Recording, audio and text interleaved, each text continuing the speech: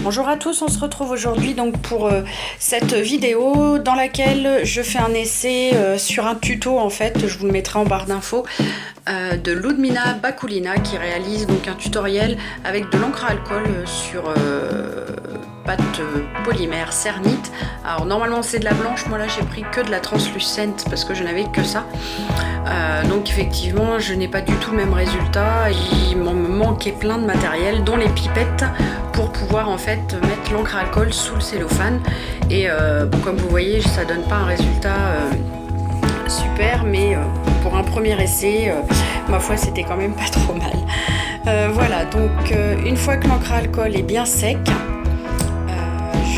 viendrai par la suite, vous le verrez, recouvrir donc ma pâte d'une autre couche de pâte translucide bien fine et faut vraiment bien l'étirer et bien l'aplatir au rouleau. Moi j'ai vraiment fait attention et pour autant ça ne m'a pas évité les bulles d'air, et à la cuisson ça fait des défauts en fait sur les pièces, vous verrez, je vous le montrerai par la suite.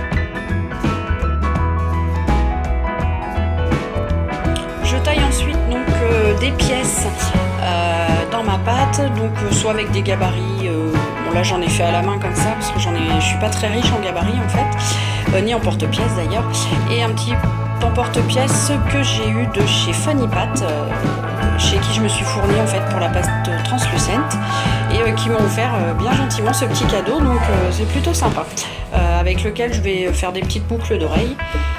Donc, et je fais cuire donc la pâte, je l'ai mise à 110 degrés pendant 20 minutes. Voilà, et puis je vous laisse regarder la suite et on se retrouvera après pour d'autres explications.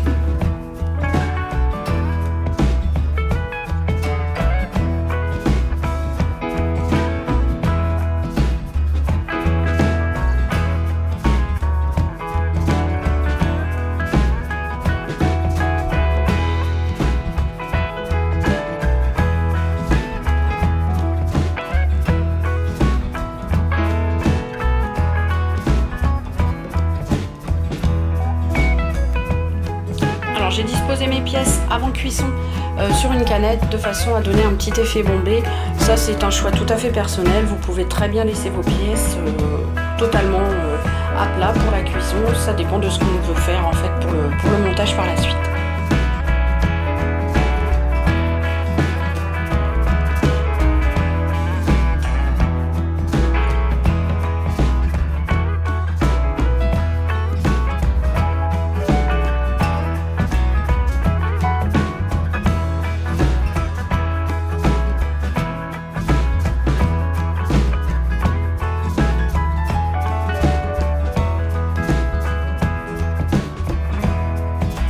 Après cuisson, donc c'est pareil, vous voyez ici je vous montre, hein, on voit très bien les défauts.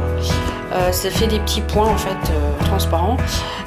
Alors c'est pareil, moi pour le ponçage et le lustrage en fait c'est un peu un essai également. J'avais acheté chez Action ces petites éponges de façon en fait à poncer, mais bon j'ai pas beaucoup de grains, alors malheureusement ma pièce ne sera pas aussi brillante que j'aurais voulu qu'elle le soit